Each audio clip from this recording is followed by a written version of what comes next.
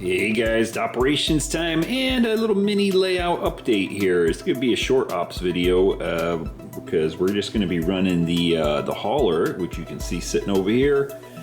Had a whole bunch of trains come in or cars come in to the yard, and we're going to run the guys that got picked up in the layout, which there's a whole line of cars right here, starting with that yellow one and then the light blue one there. We're going to pick those guys up, run them out to staging, but before we do that, let's talk about the little bit of layout update here. I'm sure this will make a bunch of people happy. Here's the plan for the layout expansion that's going to be coming up. So this is kind of situated sort of like where it's going to be in, I guess I'm trying to say is that this is the way it's going to be right here. So we're going to have a little bit of an extension coming right off of there where my glasses are. And that's that little part right there with the runaround. That runaround is probably going to be a little bit bigger. And then we're going to have another peninsula coming off of here, and that's going to model Orange, which is a part of the Santa Ana Industrial Lead. And it's going to run out here and do at least like 3 different industries. So basically that's going to come out this way, and then kind of where this desk is right here, go out this way. So that's the plan. I've started looking at lumber, figuring out what I'm going to need for all of that, and price it all out and everything like that. And hopefully going to get started on it shortly here. So I know a lot of people were talking about that, or kept mentioning it, and yeah, it's gonna get going here. Let's see, what else did I want to mention here before we get running? One viewer actually mentioned this book here, which is Southern California Local Freight Trains. 2015-2016 edition is the latest one that this guy put out here. And thank you very much. I just want to thank you for suggesting that in one of the comments there. But it's a pretty good book there for rail fanning or just informational purposes, that has all of the different locals and stuff like that in Southern California here for both UP and BNSF and a couple of the other short line type things like the Harbor Line and all that other stuff in there. Good information for me when I go rail fanning, and also includes the trains that I run here on the layout here on the Stanton Industrial Lead and Santa Ana Industrial Lead. So before we get going, one more thing. I've been kind of playing around here and got a little schematic of my my layout here. So I'll just kind of pan across this really quick. You can kind of see where everything is. This kind of shows where all the industries are and stuff like that. And what I've been doing is using this. You can see I've got numbers by each one of the industries right there. And I've kind of reverted back to using my old standby dice right here. So I tried it out yesterday, worked out real nice. Like I said, all the industries are numbered. There's 12 of them. I got a 12-sided dice. And just throws in a little bit of, chance randomness, right? So I can roll and figure out what I got there. There's number 6. That means I would be switching Sanford and Son. Roll it again. We got 5. So that's Southern Wine. And roll it again. We got 9. So number 9 would be Soundtracks. And then I put together a train for those 3 industries. And what I ended up doing was actually rolling dice for the cars that are already in the industry. So while we get fired up over here, I can talk about that a little bit. Let's see here. Gotta get my train going here. All right, we'll get this guy fired up, and yeah, while he's getting warmed up over here.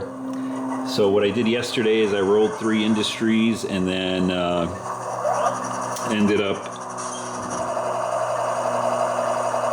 up rolling for each of the cars in the industry. Just kind of 1 through 6 it stays, 7 through 12 it gets picked up, and it worked out pretty cool. It was actually a very fun operating session that I had there with the way that it rolled. And the whole point of that was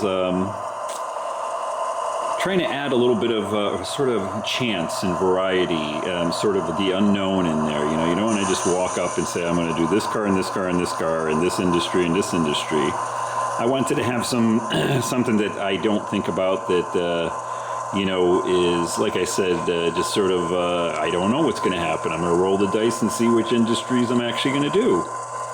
And by chance, I had 3 industries that I don't think I've ever switched all 3 of them at the same time in the past. And it turned out to be really fun because rolling for those 3 individual industries and then actually rolling for the cars that had to get picked up and the ones that had to stay there was pretty cool too, because that even added a little bit more fun to the whole mix there. All right, let's back up over here and grab these cars. We can head out to staging with these guys.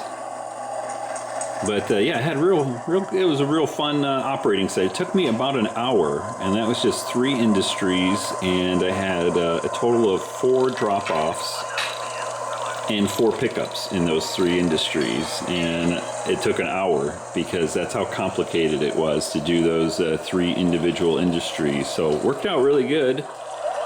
And again, that's kind of what I was going for when I was using JMRI.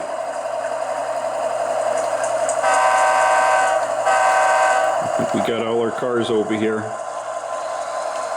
And yeah, so when you build a switch list within JMRI, you kind of pick the industries at least that you're going to be doing. But it would sort of give me that random, which cars are coming and going sort of thing, which I can do with the dice a lot easier, I think, at least in my case.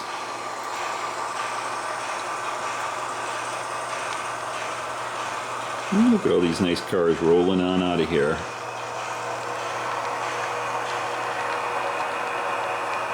So I think I'm going to be continuing on with my little dice rolling.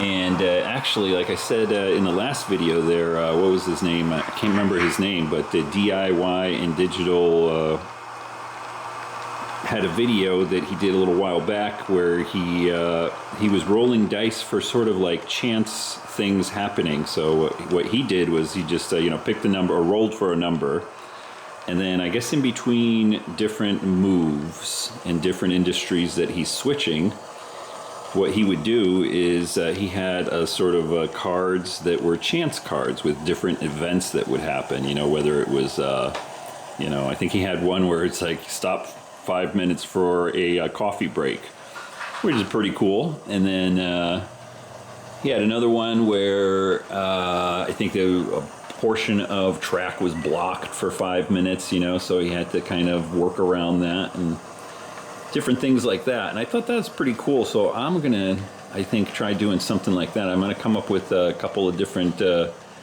sort of incidents like that, that just like in Monopoly, is it Monopoly, right? We get the chance cards or community chest, whatever. Just kind of come up with a few different scenarios that would impact the train, and then pick some dice numbers that would qualify for picking up a chance card, and then seeing what happens. It's a little different way to have a little bit more fun, Get to the chopper. You can see we're coming up our main line over here, and we'll head off to staging.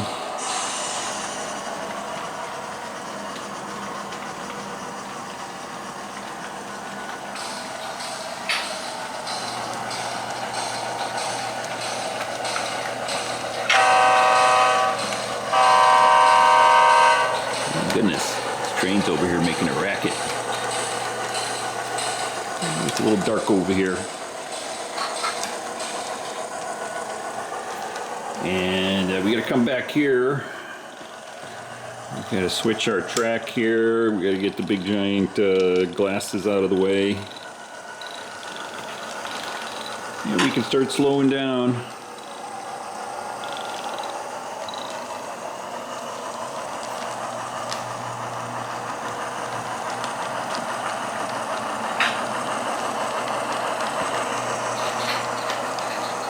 So not much of an op session here, just a little bit of running, but you know, it's got to be done. You got to run the trains in and out of staging here. And all the other cars there in the yard are all need to get classified for some of the different industries there. We'll run this guy all the way to the end here, and yeah, don't worry, there's a nail back there, so we can't accidentally run off the end. All right, there's my funky staging. Right, Benjamin? He's like, Dad, what the heck? Yeah, sorry, it's a little washed out there, but yeah, this is how staging works. So what I do is I take the cars and then I kind of put them up on top here. As you can see, most of them don't fit if we got a big long train. All right, guys, well, that was it.